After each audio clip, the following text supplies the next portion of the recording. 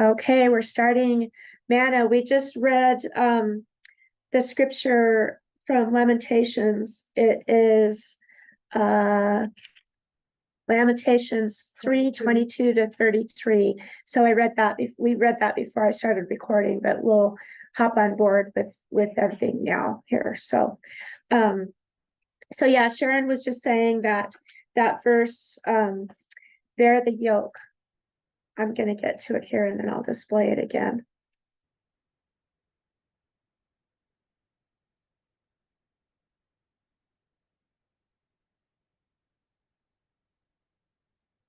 That verse, it's good for one to bear the yoke in youth, verse 27. And she's saying that this is really something that has to be borne your whole life. But what do you think the speaker means by that? To bear the yoke in one's youth?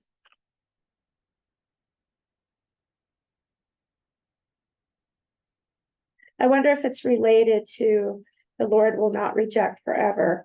Like, things might happen in your, at the beginning, but they're not going to go on forever.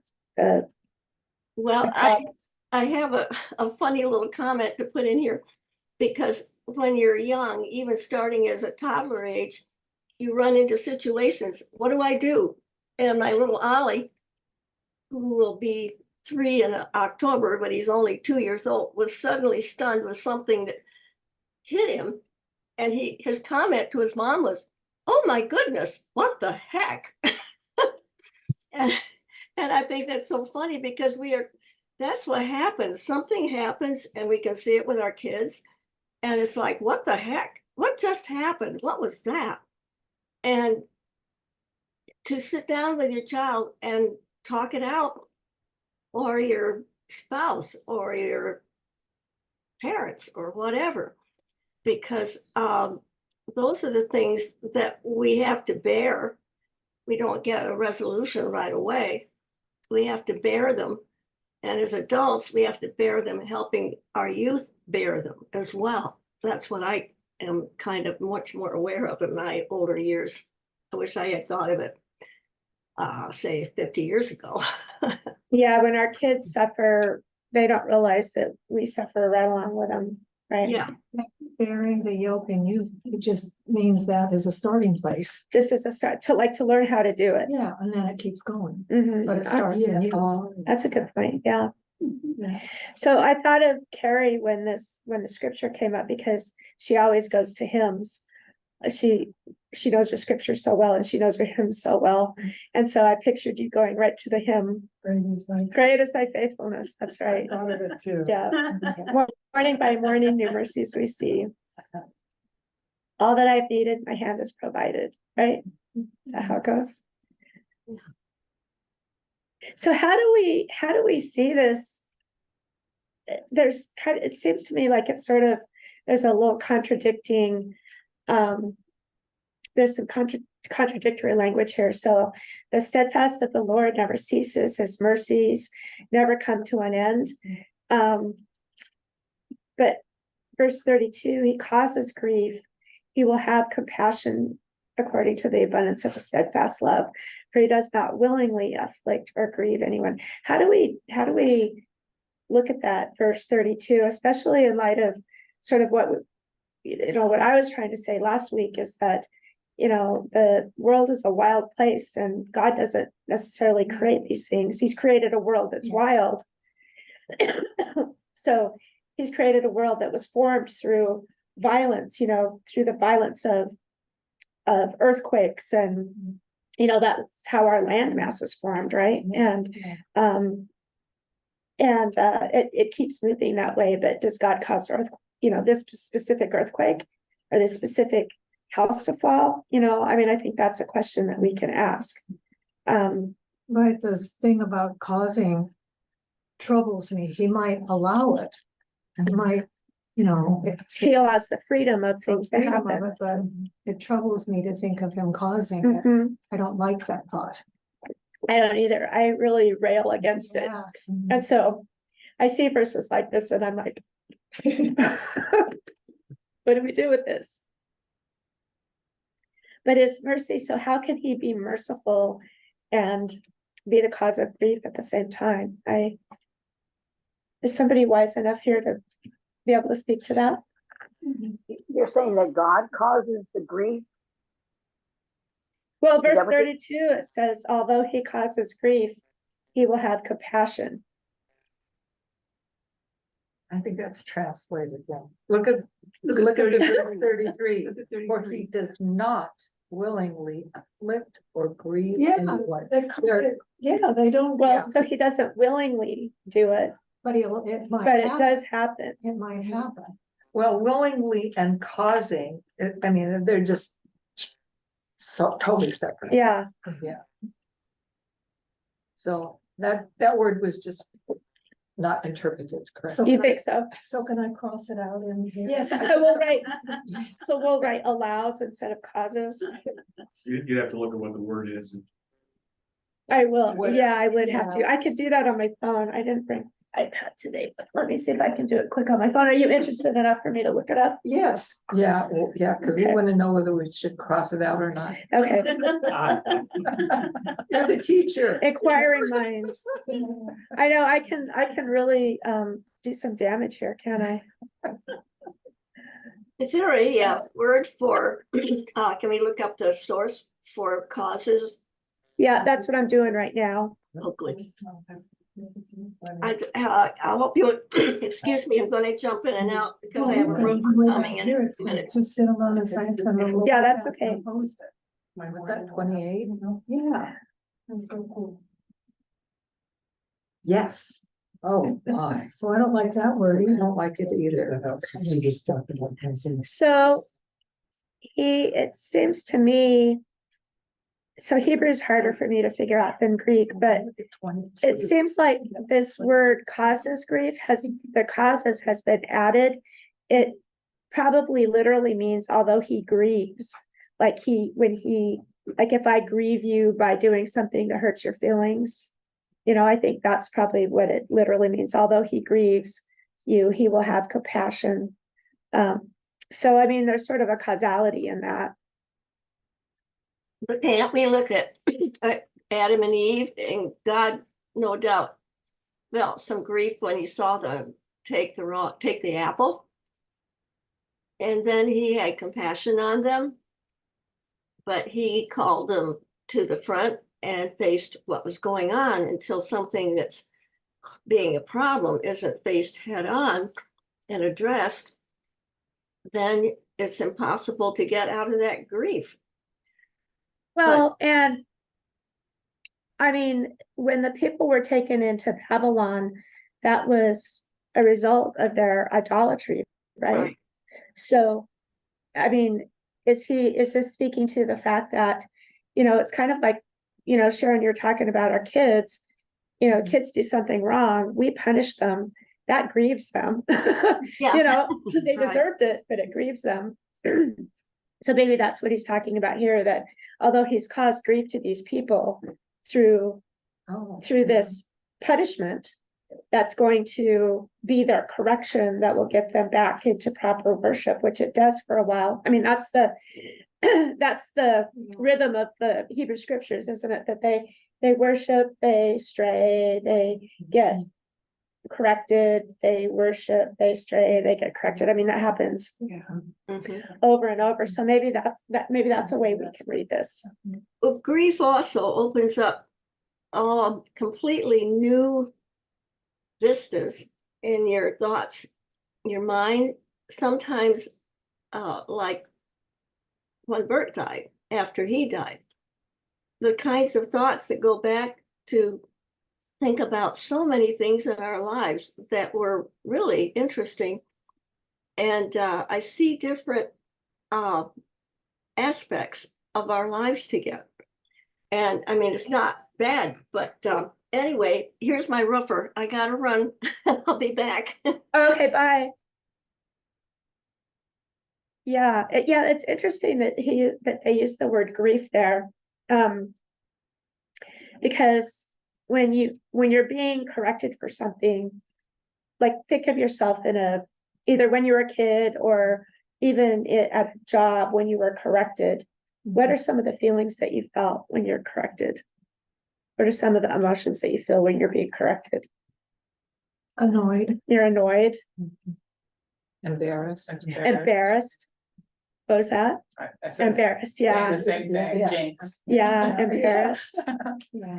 You're maybe a little bit combative, like you know, you know. It's hard to take it. But then you kind of sit back and reflect on it a little bit afterwards. And I think sometimes we get the maddest because we know they're right and we know that we're wrong, and that hurts our feelings the most. And so if we can think about Babylon that way, people being taken into Babylon, especially because they know it's because of their idolatry. Yeah. You can imagine that shame and that's grief that causes you to grieve Yeah.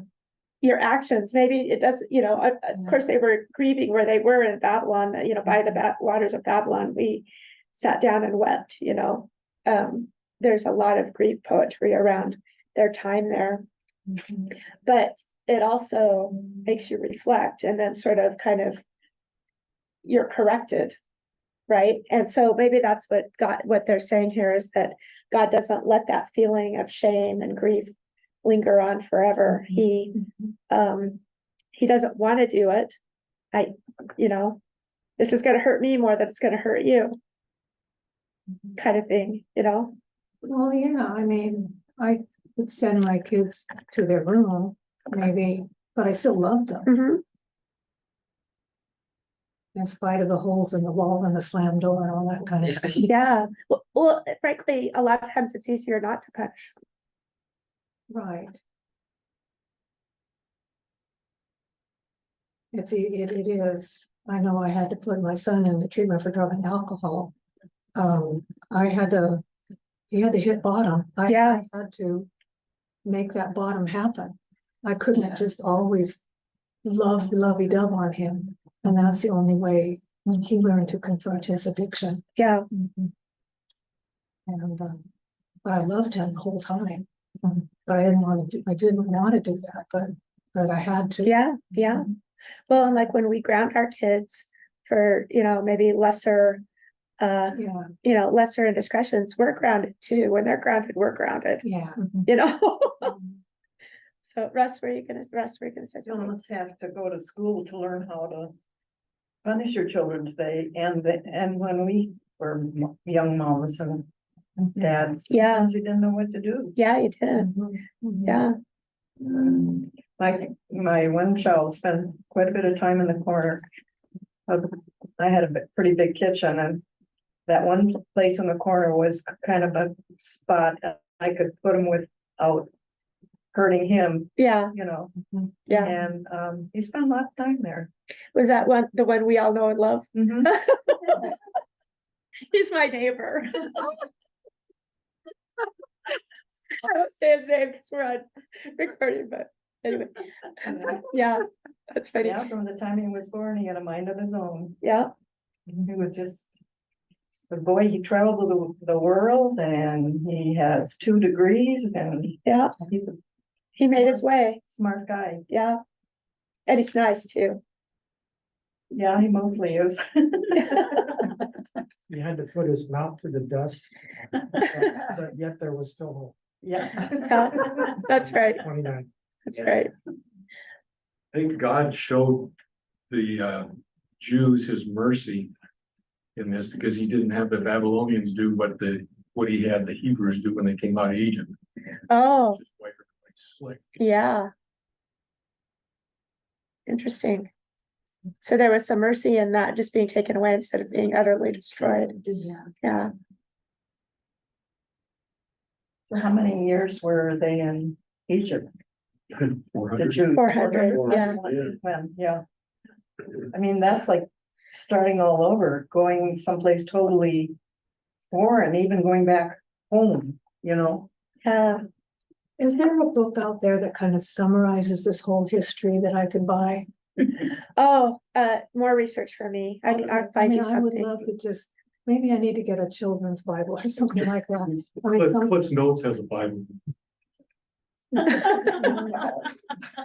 I bet if you go into our library, there's like a summary, let's go into the library later and we'll look and I'll see if there's a summary of the. Just a summary of the Yeah. whole history, because I'm not as versed in all of this as the Yeah. rest of you. Yeah, And yeah. Does your Bible have a timeline across the top at all? it's just the revised standard. Oh, okay, some have a timeline that's helpful too. My version, this doesn't, but my NIV, your NIV study Bible has a timeline, doesn't it, across the top? Oh, Your life application. Yeah, sure it does, Yeah. yes. Okay, chronology and. yeah. Pages of. So anyway, okay, so is there anything else that we need to say about Lamentations? Do you think we've kind of worked through this? Yeah. Pretty well, okay, let's go ahead From and go something to Mark. Mark. And Mark, what is it? Chapter 5, 21 through 43.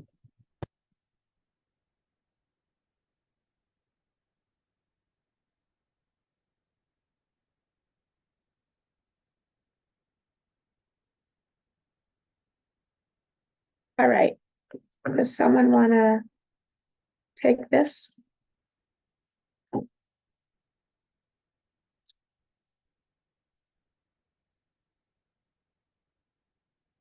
We can break it into two, so we'll do this 1 through 34, 1 through 34, What verses again? 1 through 34. 1 through 34. Wow. Sorry, 21 through 34. 21, yeah. Oh. Yeah. I can do. Okay. Do you want to do that? What? Read that part? 21 to 34? Or do you want me to read? Well, I don't know if my words matched other people's words. No, it doesn't matter, they doesn't don't, matter, but that's the it's fun okay. part. Well, is this the one about the girl restored to life? And the Yes, woman healed? yeah. Okay. When Jesus had crossed again in the boat to the other side, a great crowd gathered around him, and he was by the sea. Then one of the leaders of the synagogue named Jairus came, and when he saw him, fell at his feet and begged him repeatedly, "My little daughter is at the point of death. Come and lay your hands on her so that she may be made well and live." So he went with him, and a large crowd followed him and pressed in on him.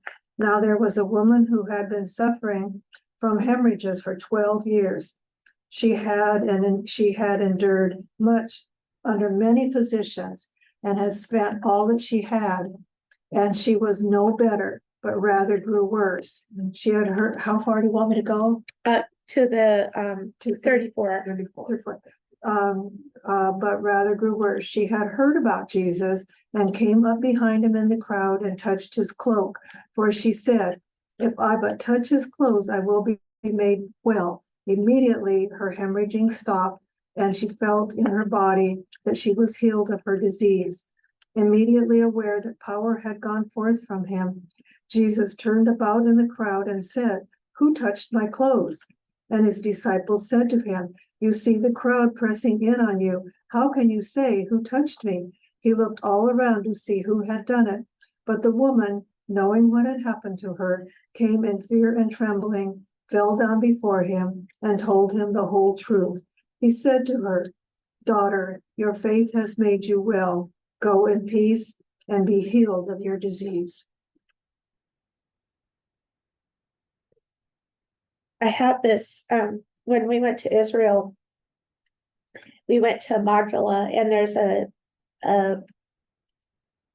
church there that is dedicated to women in the Bible.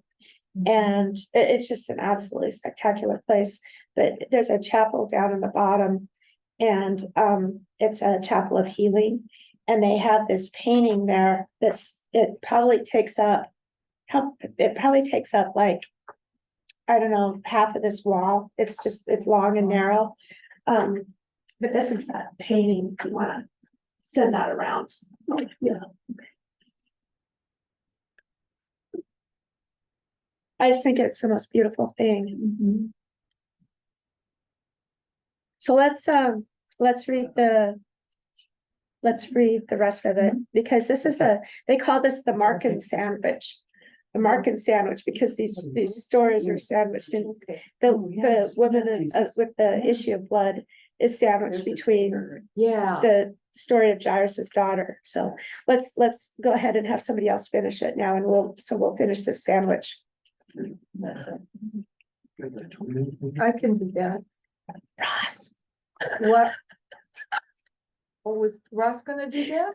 it's being a smart aleck. Oh. Naughty.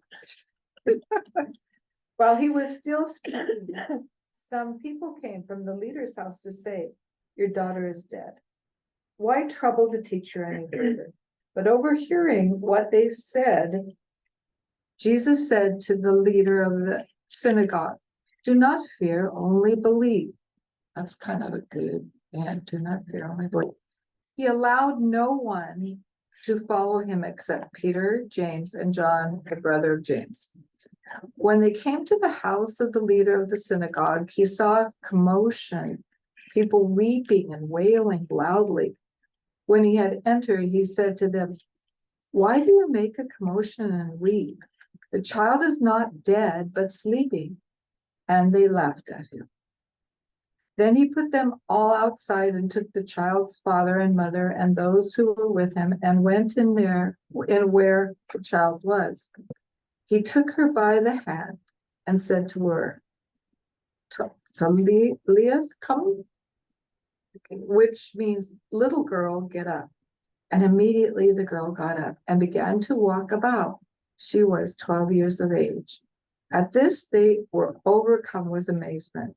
He strictly ordered them that no one should know this and told them to give her something to eat because she was hungry. No, How could he keep that a secret? I know. Yeah. Mark likes to Wow. have Jesus keep things a secret. Oh, really? I didn't know that. What? Mark likes to. It's called the Markan secret. The Mark and Jesus a lot of times will say, go ahead, but don't tell anybody about this, you know? And it's But not she the was same. walking and she Uh-huh. hadn't been, Yeah. people had to see that. Oh, they do, I know. So that's something just keep in mind that for whatever reason, there's a lot of stuff that Jesus keeps secret in Mark. Oh, but not in the other gospels. Yeah, not in the other gospels. He wants Yeah, people to just go in out and Mark. tell everybody, Yeah, or, yeah. you know, there's a couple places in Mark, I think when he heals the blind man, I think he sends him to the temple I think that's in Mark, where he sends them to the temple to show the priests and Yeah. be ritually cleansed. But there's more often than not, they're supposed to keep quiet about things. The other thing in Mark is things happen speedily. Mhm. So there's a lot of stories will say, and immediately things. And immediately, or, you know, here, when Jesus had crossed again in the boat to the other side, it's like it just happens. The story then just happens, you Yeah. know? So, so he's back over. Last week, they were, when they were in the storm, they were headed to the other side of the lake, right? To the Gentile side of the lake. And now they're back on the Hebrew side of the lake. And so they're met by, Jairus, one of the rulers of the synagogue, who he's one of these Jewish leaders that is developing faith in Jesus, right? So, like Nicodemus, thank you, like Nicodemus. So let's just ask this sandwich question first. Why do you think that Mark did that? He broke up the story of the healing of the little girl and put this really beautiful story in the middle.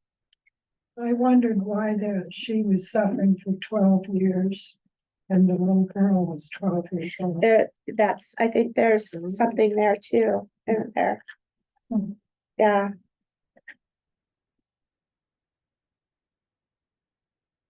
So, and the other thing is that,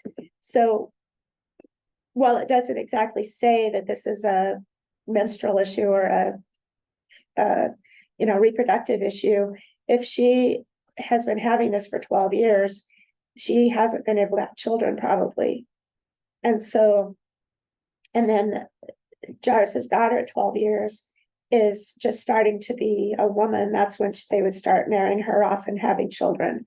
So there's this kind of death to life thing that happens both with the woman that's healed. You know, is there a possibility now that she can have children?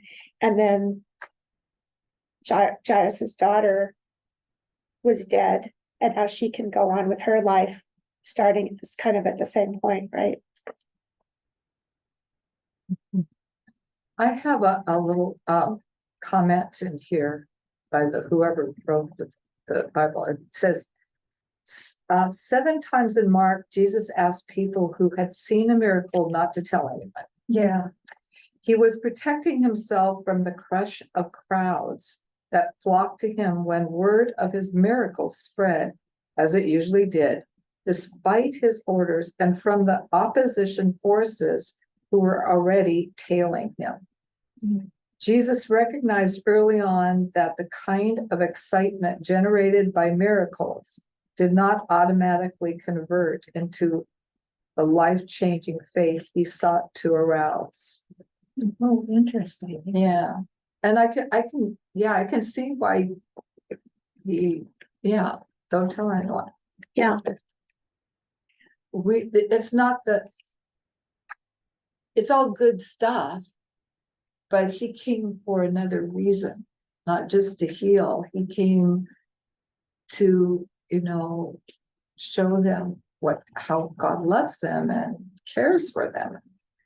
Yeah. Who came to die on the cross? Yeah.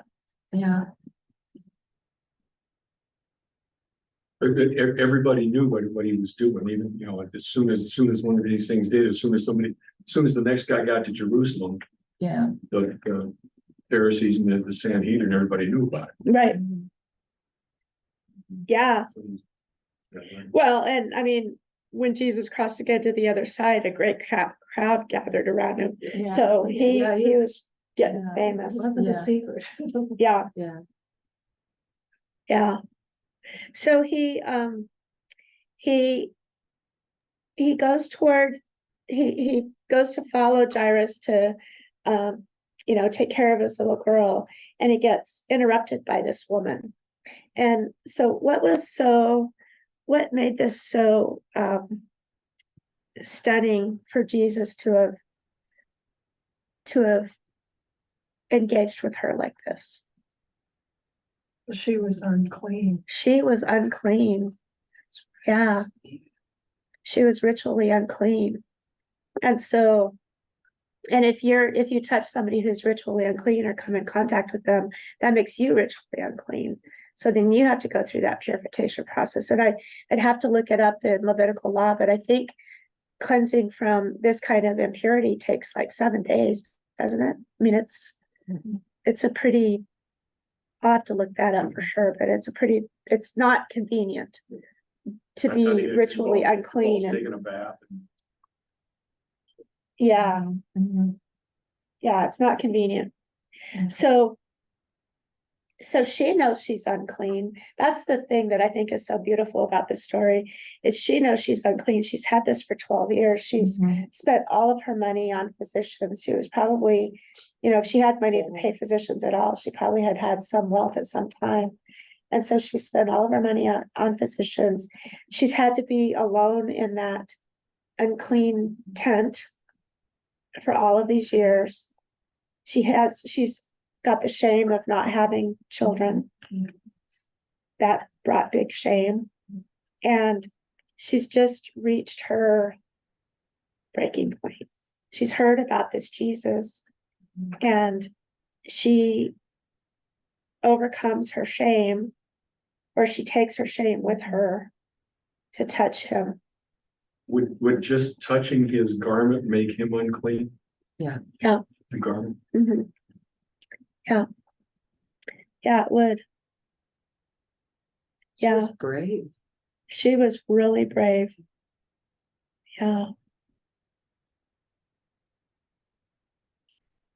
Yeah, well, and then he, when he felt the power go out from him, he turned around and called her, and she came to him in fear and fell down before him and told him the whole truth.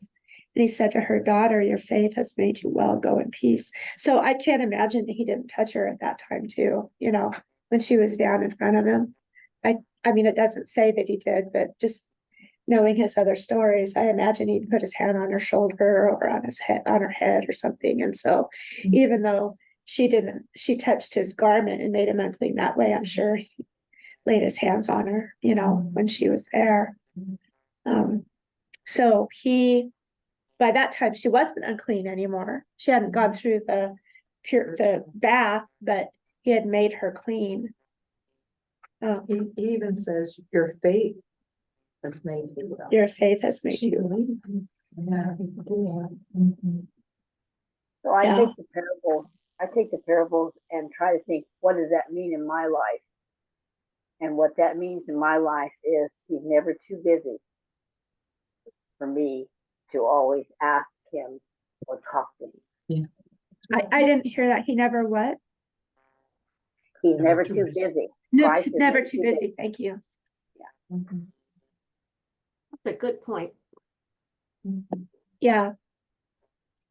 Well, and your problem's never too embarrassing or, I mean, not that you'd be embarrassed to pray about something in private, but sometimes you're embarrassed to pray about something that you don't think is a big enough problem, Yeah, it's true. And- Well, we're told to, muster up and go do that, make it happen, finish this assignment. It's job. It's you are ordered literally to do things throughout your life. I mean by ordering, it comes to you. Parents will say, here are your jobs and this kind of thing, and you're expected to take them on. And if you need some help, then you can always ask and that kind of thing. So we get used to relying on what we can do, because a lot of times the other outside sources aren't there. So we look around in our existing world and forget to just stop for a moment and say, dear God, help me with this. Yeah.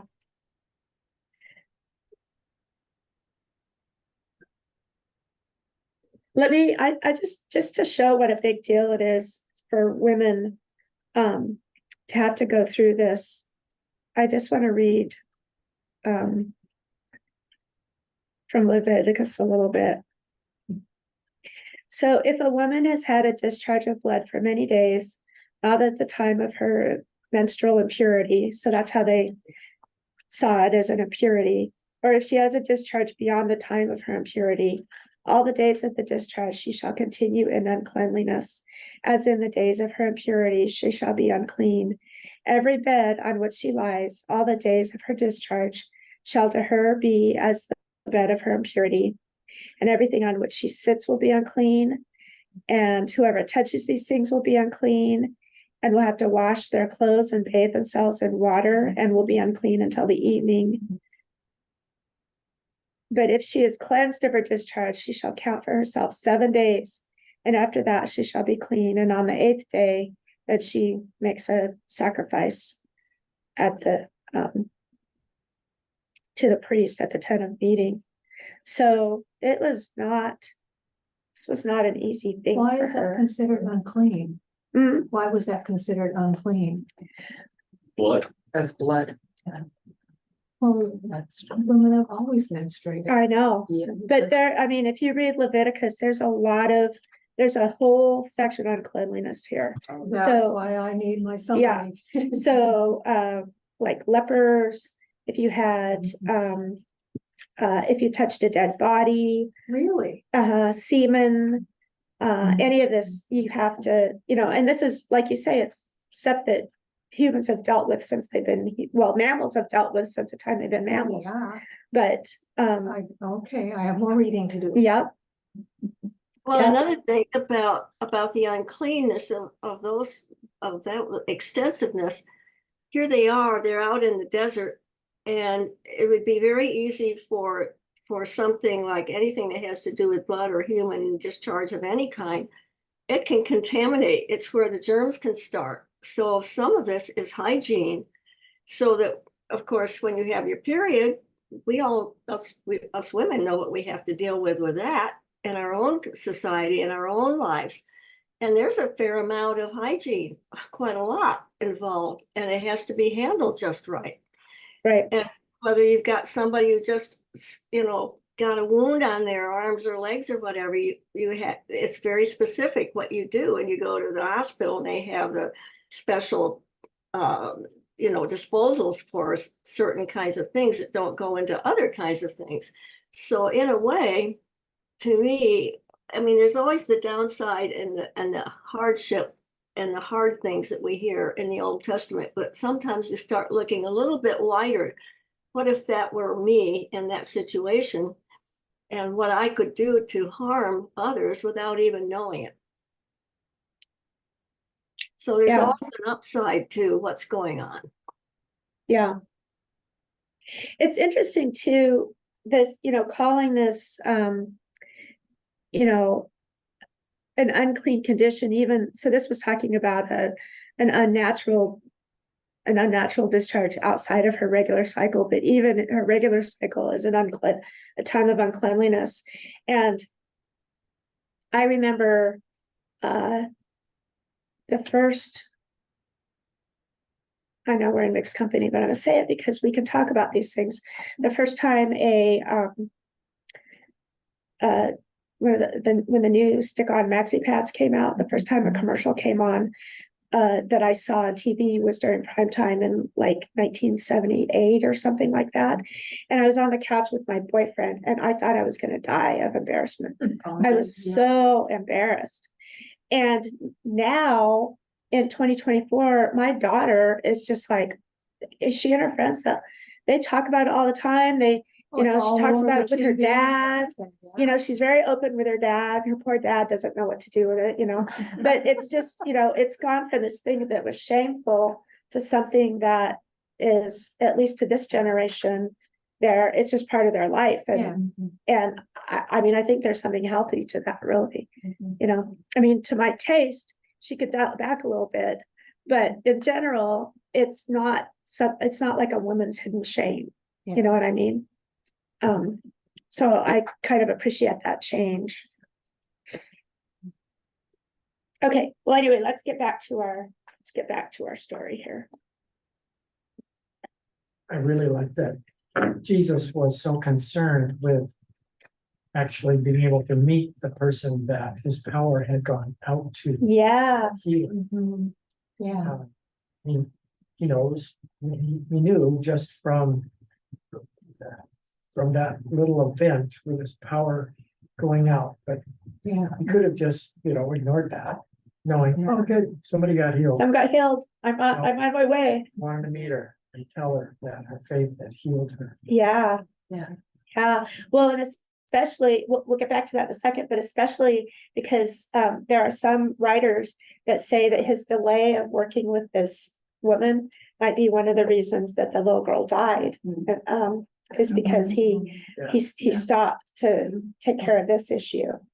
Now, the word doesn't say that, but it's possible that happened. So yeah, he felt the power that went forth, but then he turned around and said, "Who touched my clothes?" And she, I like how she didn't just try to shrink away either. She was brave all the way through and came in fear and trembling And told him the whole truth. Yeah. Well, I think Christ knew who it was. He wanted the response from us or her Yeah. to come to him, the same as I think we need to have that response of coming to the Lord too, rather than just thinking it's a one-way street. Well, and this telling of the whole truth, maybe that's sort of her openness was sort of like what our modern daughters are experiencing and being able to talk about it and tell their whole truth. That must have been, that's kind of revolutionary right there, right? Mm-hmm. Yeah. Have you guys, who has seen The Chosen? Who's been watching The Chosen? So do you remember the episode where this happens, where he heals this woman? And what her response was? Do you guys remember that? I'm not sure. We haven't seen all the episodes. Oh, okay. We may not have gotten. We saw that one, but I don't remember the details now. Well, the thing that I like about it is that this woman, she was so, well, first of all, just in her weakness, she could hardly drag herself out. But all these things we've talked about, weakness and shame and whatever. And he does this for her, and he calls her his daughter. We don't know her name, but he calls her his daughter. And the change in her countenance is 180 degrees. And she starts feeling better, and she's like, and she just like, her whole demeanor changes to just one of excitement and exuberance. And she actually follows him. Her character follows him with the rest of the, there are several women that are in that group with the chosen. And she's always the one that's the most excited. She and the woman from the well is really excited too.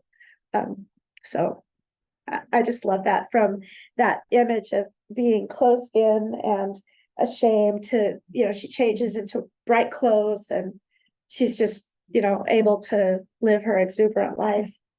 So I hope that's true. I hope that happened to her after this. I hope she was able to get back into her society and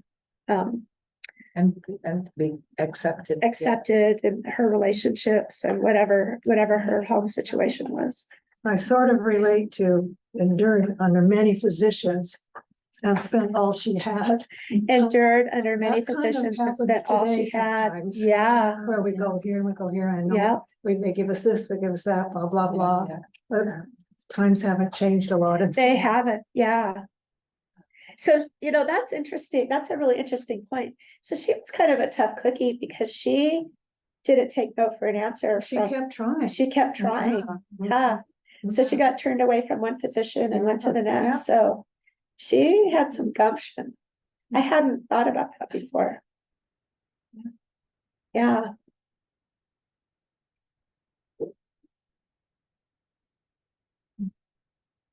Did you like this painting? Wasn't that cool? Yeah. It's beautiful. Let's see. All right. Well, do we need to say anything else about this woman? Or about Jesus? How about for Jesus in this story? What is the opposite of belief? Oh, I guess it's in the next story. We'll get there for this. Let's go ahead and get on to Corinthians.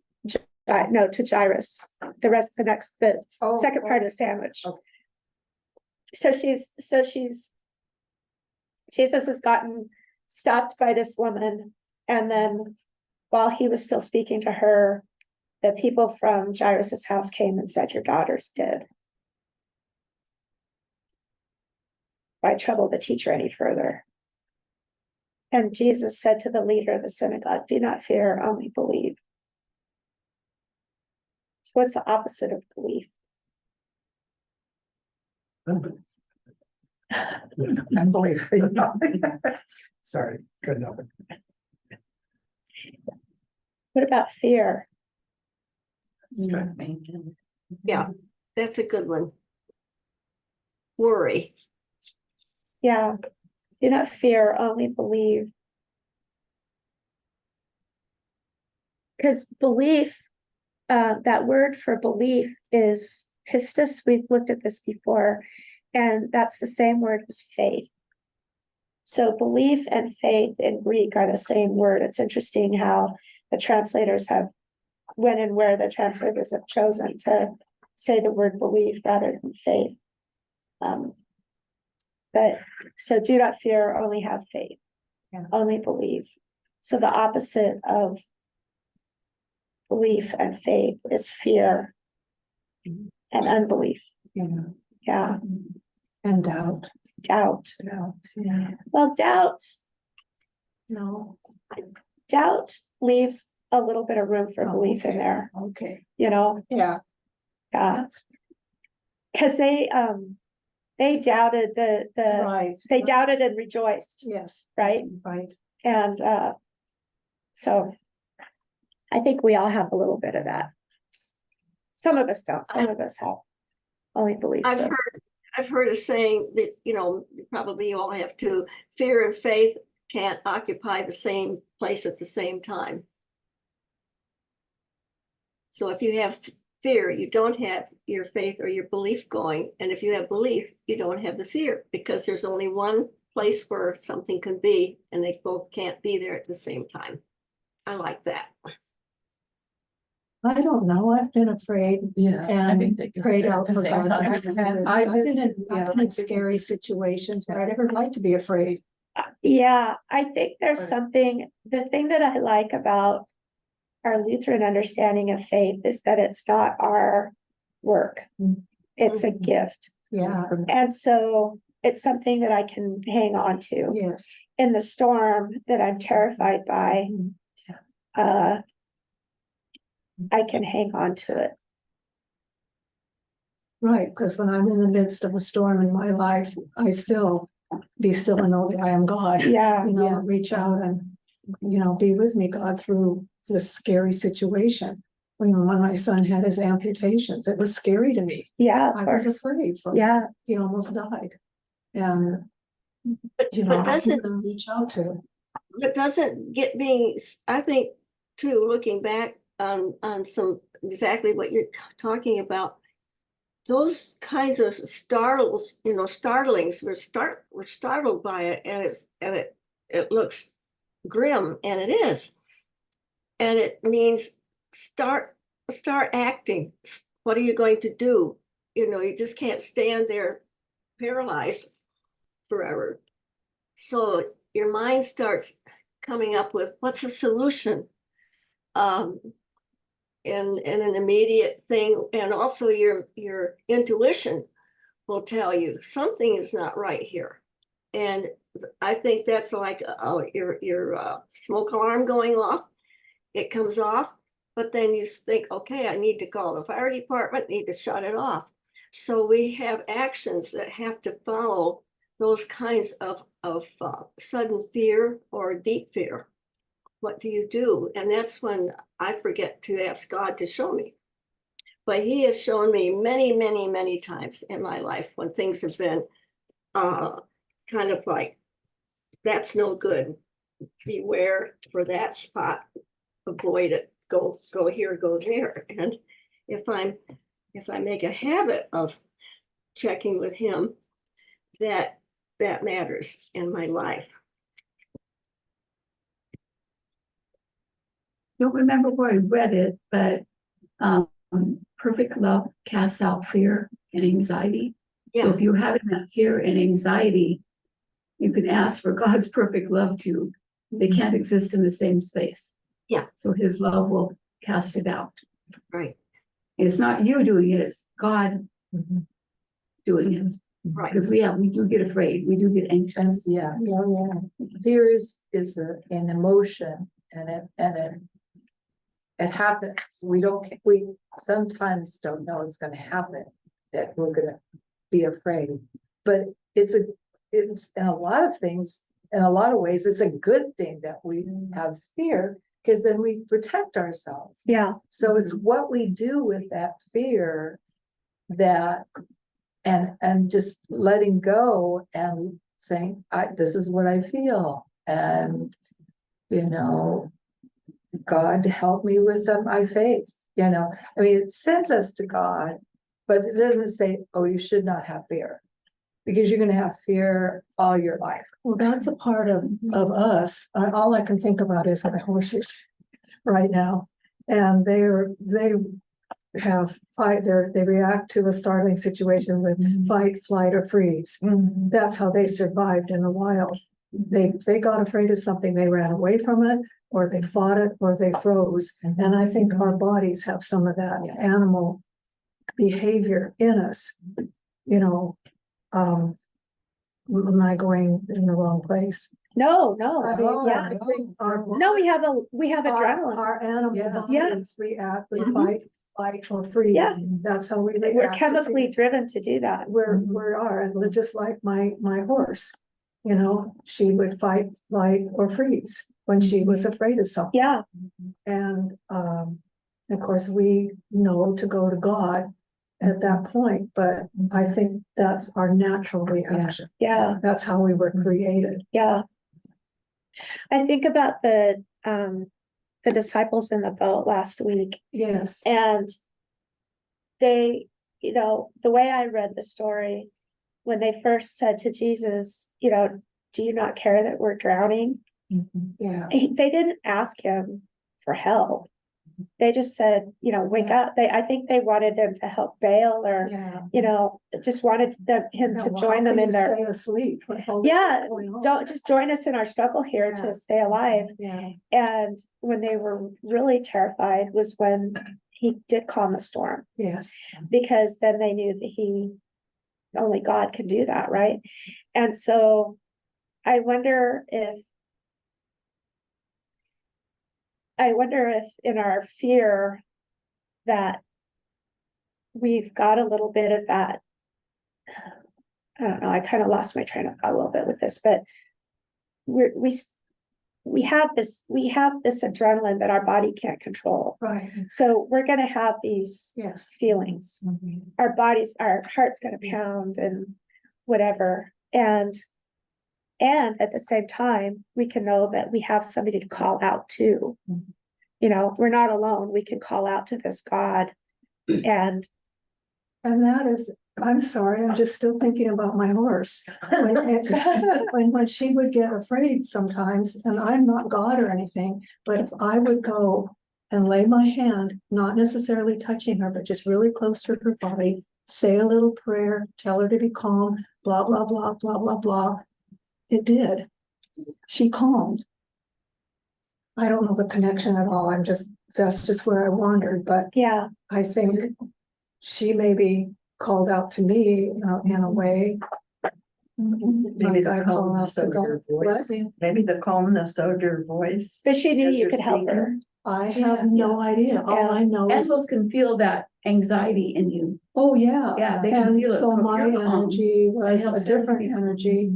And I necessarily wasn't even talking to her. Sometimes I just held my hands on her and thought inside myself. And I think an energy, I don't know. Yeah, I just did it. But it kind of reminds me of God.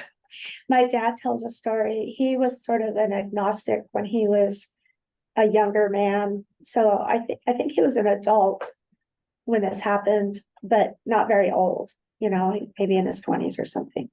And he grew up on a ranch in Eastern Oregon, which is a wild place, wolves and lots of things out there that could get you in the middle of the night.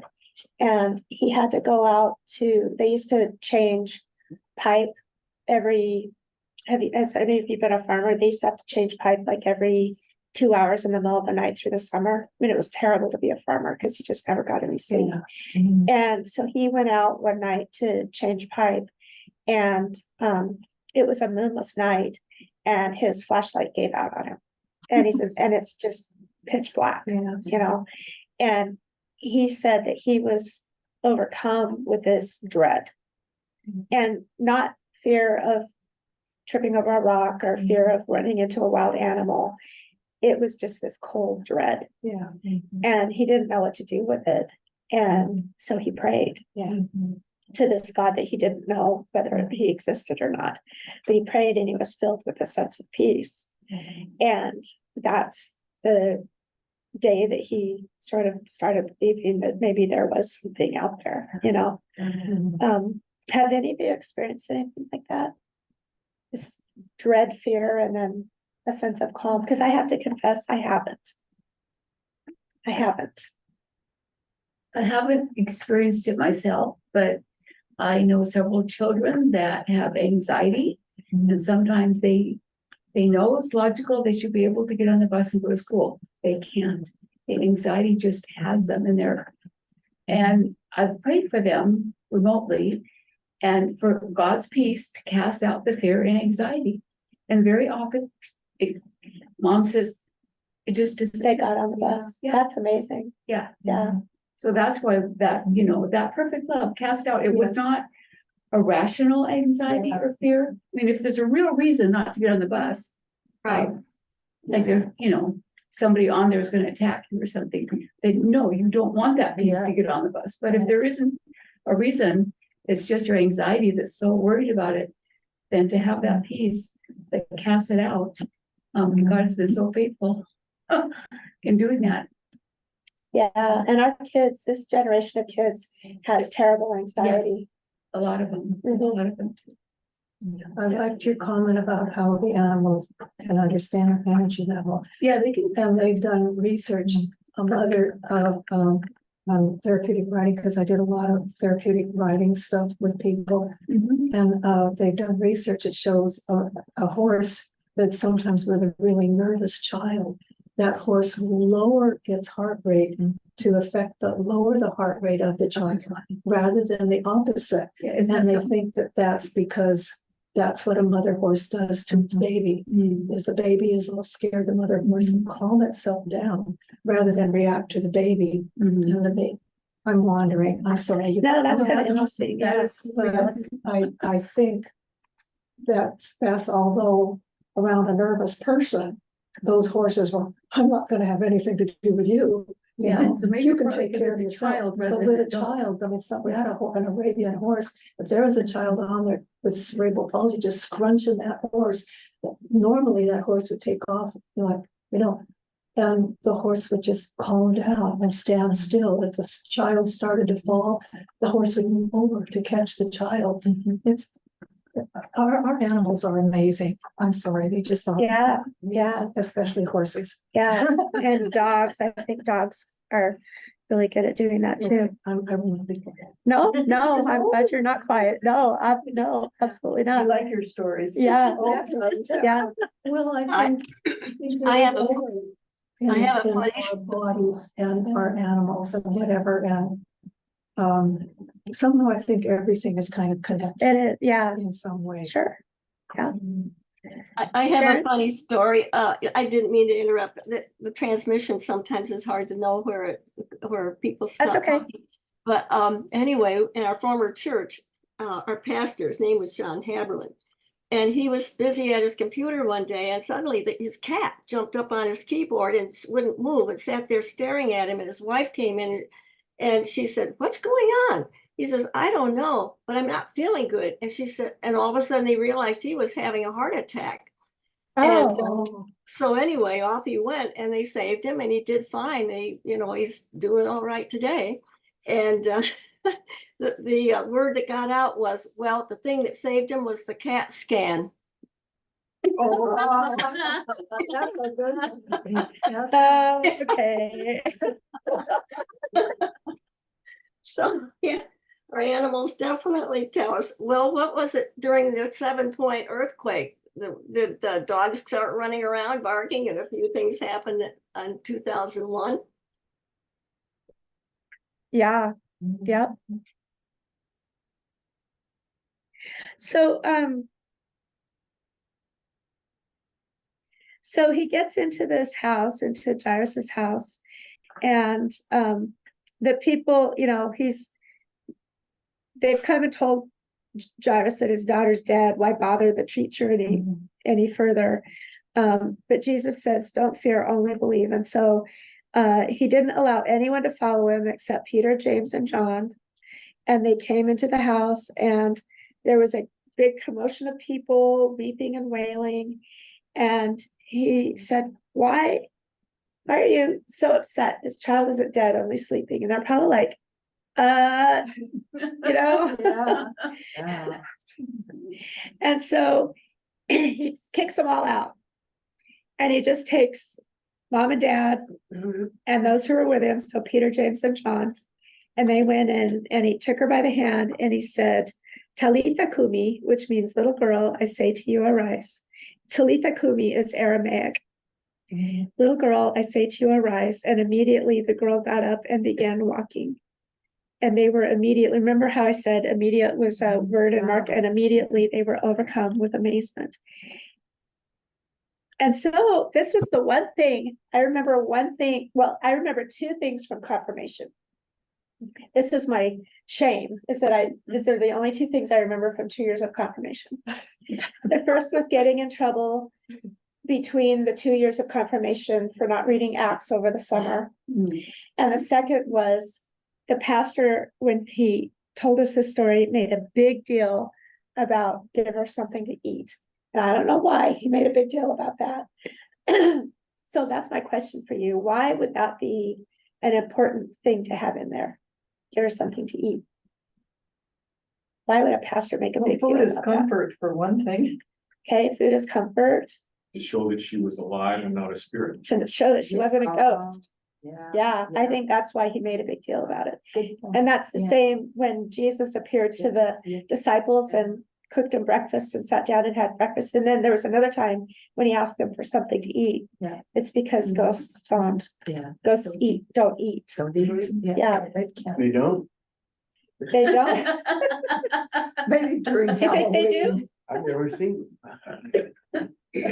Well, in Ghostbusters, they eat, but I know.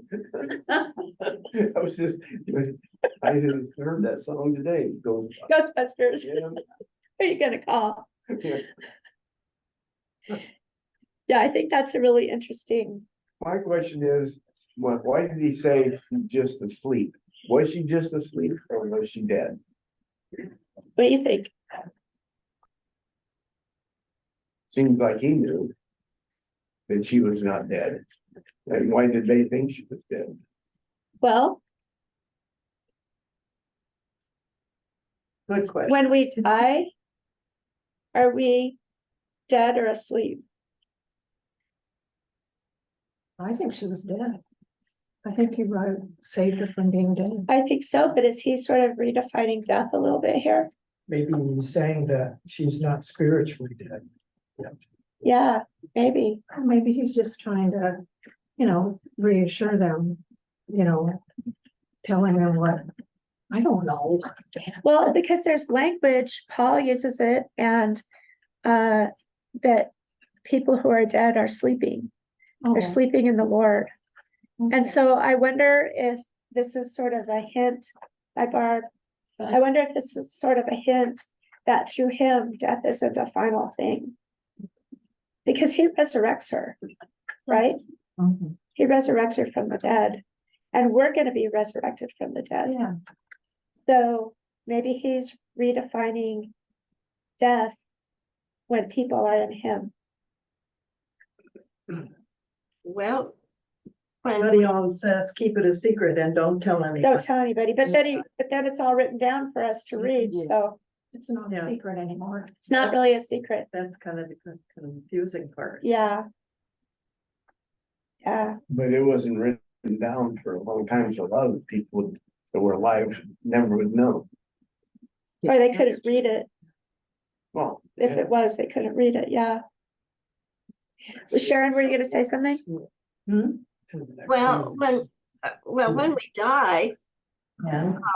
Decided to go walking to school the next day. in this case, she was brought back to the world. When we die, we're no longer in this world. We're with God, with Christ. And he said, he told the thief on the cross, he would be with him in paradise. We don't know a lot about where we are after we die. I mean, I totally believe that we have angels. My father actually saw two. He had serious heart problems and he almost died, and he kind of came to and saw two angels at the foot of his bed saying, I think it's time. No, I think we need to give him more time. And they ended up saying, all right, we'll give him more time. And he lived another 10 years. But Mom was running for the oxygen tank. And he knew that he had gone past his usual worldly limit, so to speak. And so when we die, we go in the hands of the Lord. And he also had another vision of when his father, my grandfather, died, was in the hospital with cancer, and he was getting ready to go see him. And suddenly he felt this rush of air, cold air go by, or I say a breeze. It wasn't chilly cold. It was just attention getting. And he saw two angels bearing a golden vessel. And he heard his father say, "I will see you later, son." And then the phone rang and said, "Your father just died." Oh, wow. Yeah. And so, I mean, we hear these stories and they are not trumped up or whatever. In fact, they're rather puzzling. But, there's so much theology that goes into where we are later that we don't really have a big understanding of, I don't think. It would be interesting to have some seminars on that sometime. For me, I don't think that where we are is as important. I mean, we're seeing that through that glass dimly now, and when we wake up, we'll know where we are, but Yeah, but I right mean, now where we are, I don't mean physically or, the universe out there. There was a great Nova show showing what they know now, and it's millions and millions, countless galaxies that they had no idea. So whatever God, wherever his kingdom is, that's where we are with the Lord at some degree, somehow. And that's good. yeah. It's all good. But I think I guess what I was trying to say here is Jesus, death isn't the final answer. When we're in Jesus, Jesus defeats death. And so he gives us a little foretaste of that with this girl. He defeats her death. She's going to die again. Yeah. Because she's like Sharon says, she's Human. raised on earth, Yeah. raised to life on earth. But he's giving us a little taste of what defeating death looks like. So he resurrects her into new life, and it's only through him that can happen. And so I think when we die, when our loved ones die, we can kind of think of it the same way, that they're dead, but they're not just dead, they're sleeping until the next thing, that we have the promise that next thing's going to come through Christ. So I think that he's redefining death here a little bit. Which also brings us to where we got here in the first place. So we have soul, and then we have a container, which is our earthly body. And our earthly bodies are the things that keep our medical community going, thankfully. But anyway, so there are two things that involve our existence, and our souls are the kind of thing that hopefully drive our minds. Jesus said, "Let this mind be in you that is also in him." So when we die, our bodies are going to be destroyed. They're going to be cremated, or they're going to be buried, or whatever. So, but our souls live on, and that's the important thing. And they're given to us. And it says many times in Psalms and this kind of thing that God designed us before we ever got here. So it was his plan that we should be born. Well, and we're promised a bodily resurrection too. Right. It's a big circle. Yeah. It's a big circle. Excuse me. Well, that's going to start getting beyond my theology. So we're going to end right here. It's time to end anyway. But thank you very much. This is always really good to be with you, and go in peace and serve the Lord. Thanks Thank be you, to God. I have one more thing to add, by the way. Just a second. Just a second, Sharon. What was that? I wonder if this girl had a chance to talk to Lazarus. Yeah, that's right. They could, Let's compare notes. they could compare and contrast. Go ahead, Sharon. I want to put in a plug. Anybody that needs anything to do with roof, gutter, skylight, you have to call me, because there's a guy named James, and he is absolutely the best. I referred him to people whose barn roofs were falling apart. 360, I've got the number here if you want it. But anyway, you can call me because I have his number, and I've referred him a number of times, and he is excellent, and he doesn't overcharge. Okay, great. Thank you. Thanks. We'll see ya. Thank you, Kim. Thank you, Thank everybody. you. Bye-bye. Kim, that was great. Yes, thank you. Good study. Yeah.